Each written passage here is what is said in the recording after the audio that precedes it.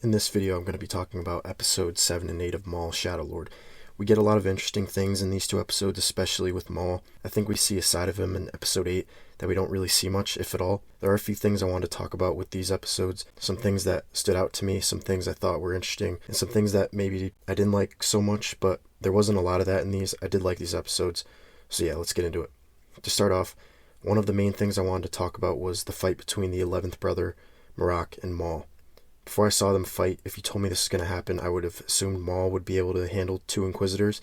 Maybe not fairly easily, but I would have thought he could handle and defeat two Inquisitors at once. Where I would have thought it would get tricky for Maul is if there were three of them. But when they fight in episode 7, Maul's constantly on his heels, and they start to overpower him by the end, until Maul escapes by collapsing the cave onto himself and everyone in it, forcing the fight to end. I was a little surprised by that outcome, with Maul looking overwhelmed by just two Inquisitors, but maybe that's because of how Inquisitors have looked over the course of Star Wars over the past few years. If you look back, Ahsoka fights both of these Inquisitors and actually handles them both pretty easily, especially the 11th brother. She fights the 11th brother without a lightsaber and kills him with his own. So basing it off of that, it was kind of surprising to see Maul be overwhelmed because, in my opinion, I don't think Ahsoka is a better fighter than Maul. And even though Ahsoka does defeat Maul on Mandalore at the end of the Clone Wars, I still didn't really know how I felt about that when it happened. In my opinion, I think Maul is more powerful than Ahsoka and a better fighter. Now, in terms of why Ahsoka defeated Maul on Mandalore, even though Maul was the better fighter and more powerful, it was potentially because of his overconfidence. There were a couple of times in that fight where he disarmed Ahsoka, but he didn't really want to kill her. He kind of wanted her to join him. So there was this barrier of he could have killed her, but he didn't want to because he wanted to take her under his wing. Similar to how he's taking Devin, or wants to take Devin under his wing in the Shadowlord show. But in this, he's not fighting a Jedi who can use a dark side wielder's overconfidence and hubris against them. He's fighting two Inquisitors who are also using the dark side, so Maul wouldn't have that weakness exploited in the same way. I actually think Maul would be more in control of that and more aware of that than the Inquisitors. I think the Inquisitors are more emotionally unstable than Maul. I think Maul is smarter than them. He's obviously more experienced, so if anything, he should be able to use that overconfidence and hubris against the Inquisitors. But we don't really see that. Instead, like I said, Maul is kind of always on his heels. He's having problems with his mechanical leg, and they take advantage of that. That seems like a recurring thing, and it's happened at least twice that I can remember where his mechanical legs are causing him trouble. So maybe that's hinting at something else, but I'm not really sure. I thought the fight was cool. I just kind of had a problem with how the fight went down. Given who was fighting and the circumstances of it, Maul was obviously prepared to fight them. He knew they were there. It's not like they caught him off guard. He knew he was going to have to fight them, so he was prepared. I guess you could say the mechanical leg hindered him a little bit, but even still, I don't think it really presented the problem for him until it got hit by one of the lightsabers. Another question I have with this fight specifically is, there are rumors that Vader shows up in the last episode. If that's true, why would Vader show up if the Inquisitors seem to have control over Maul? I mean, I guess I would say it was a stalemate, but it kind of seemed like they were about to defeat him. Now, to answer that, I guess you could also say these Inquisitors let him get away again, and they're going to have to report back to the Grand Inquisitor or Vader or Sidious that they were unable to kill him.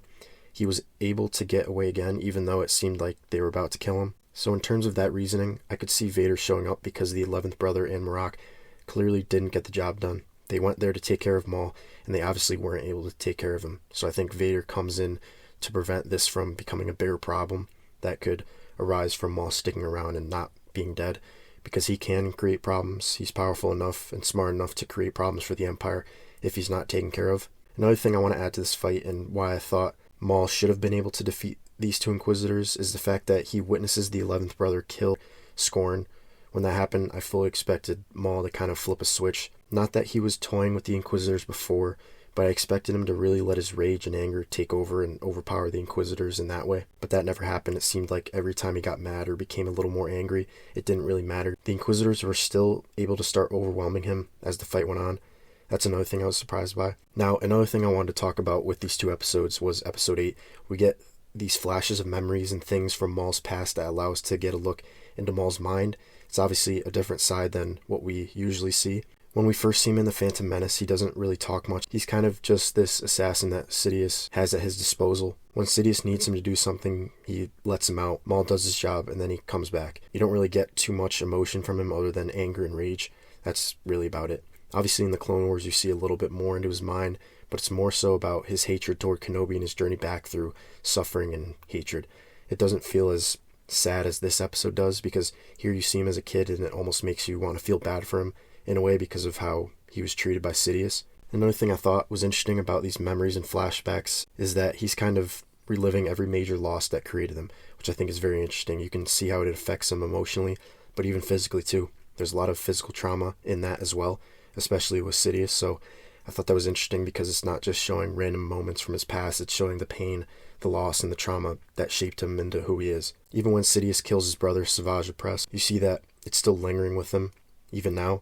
You get this emotional side that you don't really see much. Like I said, it shows why and how much he despises Sidious for what he did, and it gives more reasoning behind his motivation for his plans to take down the Empire and really take down Sidious. Specifically, there's a line in this episode during the flashback where Maul says, "I won't let him do this to anyone else." He's referring to how Sidious manipulated him and used him to get where he needed to go, but also tossed him aside when he felt like Maul had either fulfilled what he needed him to do or when he simply didn't need him anymore. I think that line is interesting because it kind of portrays Maul as a good guy in a way. Not like a full-fledged hero, but maybe right in the middle, like an anti-hero. I just think it's interesting because you kind of always think of Maul as the bad guy. Obviously, he's the bad guy in The Phantom Menace and for much of the Clone Wars, if not all of it. He's been the bad guy in pretty much everything he's been in, but the show is kind of portraying him in a light where, especially with that line, he's doing things for the right reason, but in the wrong way. I don't know how I feel about that because Maul's supposed to be this assassin, or at least that's how he's thought of in The Phantom Menace. And in a way, he's doing to Devon what Sidious did to him. He's trying to get an apprentice to help him achieve the goal of taking down the Empire. He's manipulating Devon to forget her Jedi ideals and join him because he needs her. So the line about him doing it to help others is interesting, but it also raises a question. Is Maul actually becoming better than Sidious, or will he become better than Sidious morally? Or is he just using better sounding reasons to justify doing the same thing? Because in a way, it does seem like he would be doing the same thing to Devon. You just obviously don't know whether he would cast her aside in the future or not, but I think that question is something you could ask, given what he says in this episode. That's what makes Maul interesting in the show. He thinks he's better than Sidious, and maybe part of him really wants to be, but at the same time, he's still pulling Devon away from the Jedi and trying to shape her into what he needs her to be. So I think the question should be asked, is Maul actually trying to stop Sidious from creating more victims, or is he just creating another version of himself through Devon? Now with this, we don't really know, or at least we don't know yet, whether Maul will treat Devon the same way Sidious treated Maul and dispose of her if he feels like he doesn't need her anymore.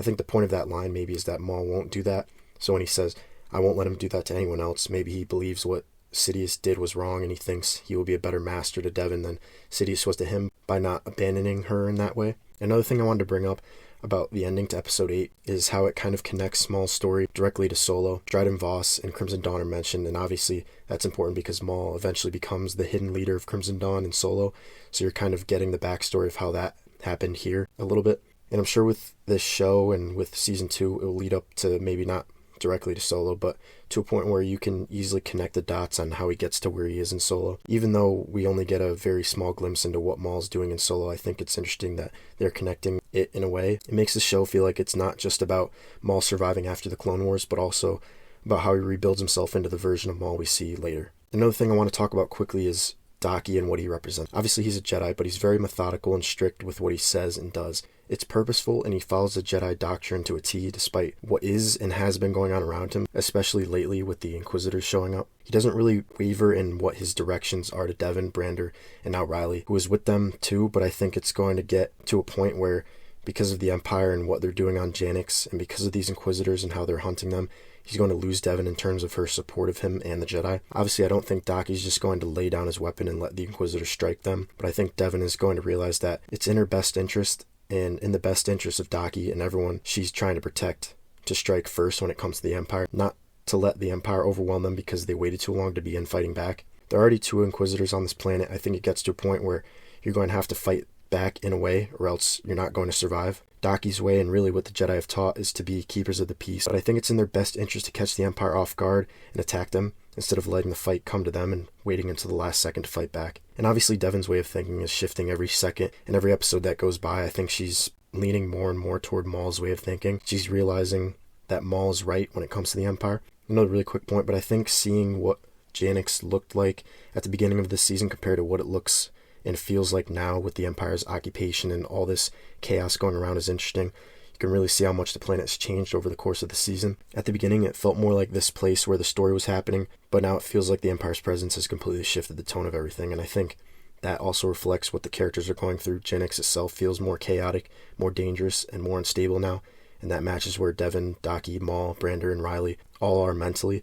Everyone is being pushed in different directions, and the planet almost feels like it's falling apart around them because of the Empire's occupation and everything Maul has brought into it. Finally, talking about how near the end of both of these episodes and how they ended with that explosion, I think that will signal something bigger. Everyone was involved in the explosion. Both Inquisitors were there. I don't think they died, but I'm sure most of the people around the ship died.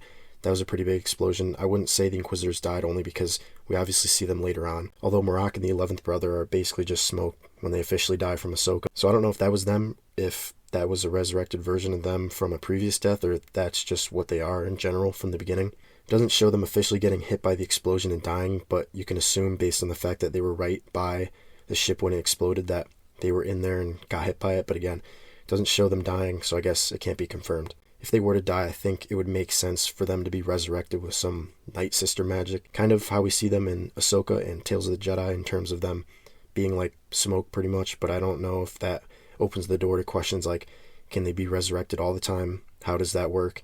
Do they ever die? And also, who does the Empire have access to? Are Night Sisters working for them or something? How did they get access to that? I think that would be too complicated to explain, so I doubt they would do something like that, but you never know.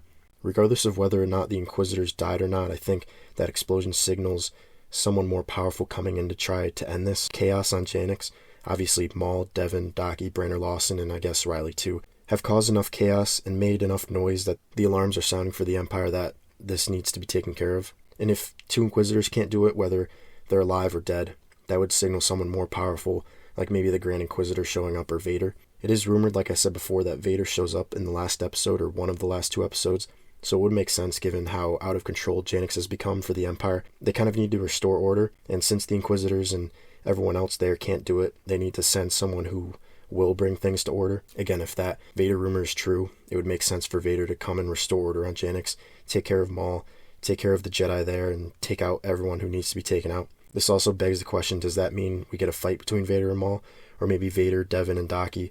I would assume if Daki doesn't die, and I've kept predicting that he would die, I still stand by that prediction. I think he dies. I'm surprised he hasn't died up to this point. I was saying he was dying in every episode coming up, but that just hasn't happened yet. I think it would make sense for him to die, but if he doesn't, I think him and Devin fight with Maul against the Empire. There was a short clip where we see Maul, Devin, Riley, and Brander together, and I don't believe we see Daki. I could be wrong, so maybe that signals that he could die in the next episode, and I think he does. But if he doesn't, I think they join Maul in this fight against either Vader, the Grand Inquisitor, or maybe they just bring in more Inquisitors. I don't know. I doubt Sidious would show up. I think that would be crazy if he shows up. I don't think it's at that point where Sidious feels like he needs to take care of it himself. I don't think it's big enough for that to happen. I think Vader is fully capable of that. Now, obviously, if there is going to be a fight between Vader and Maul and whoever else is involved, maybe some other Inquisitors or Devin and Daki, it's pretty hard to navigate because you can't kill Maul. He's around in Solo and Rebels. Obviously, Vader can't die. The only people we don't know are around later are Devin and Daki, and obviously we see Marak and the 11th brother later on, and we see how they die. That's assuming they haven't been resurrected in those later appearances. But anyways, you can't kill off the majority of the characters in this fight, so I'm not really sure how they do that. Like I've said before, Maul and Vader technically fight in comics, but again, they both can't die, so it's difficult to navigate. What I think is going to happen is either Vader or Maul leaves the fight and barely escapes, or both of them do. I think Vader is more powerful than Maul, so I would assume Vader would defeat Maul, but obviously not kill him. Maybe he gravely injures him and Maul barely escapes, something like that. Another thing that needs to be factored in is that this takes place, I think they said, about a year after the Clone Wars, so Vader's suit is not brand new to him, but he is still relatively new to it. The only way I could see Vader losing to Maul is if he's not fully used to the suit yet, but by this time he should be used to it enough to defeat Maul. For that reason, I would still say Vader would defeat Maul. I just think it'll be interesting to see how they do it. But anyways, those are just some things I thought were interesting to talk about with these episodes. If I was going to rate these episodes on a scale of 1 to 10, I think episode 7 is a 6.8 out of 10, and episode 8 is a 6.3. I thought these episodes were pretty good, and obviously with only 2 episodes left, I'm excited to see how all these characters' stories end after the season. I know there's a season 2, so I'm not expecting this to be the last time we see a lot of these characters, although some of them could die.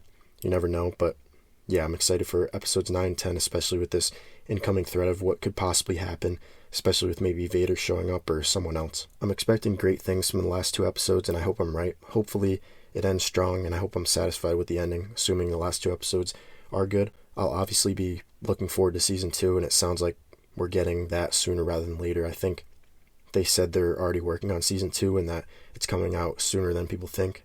So I would assume at the latest season 2 comes out around the same time next year that this season came out. So we'll see. But yeah, if you're seeing this, let me know what you think about all this and the episodes, whether you liked or disliked them, and how you're feeling about this season overall. And that's it.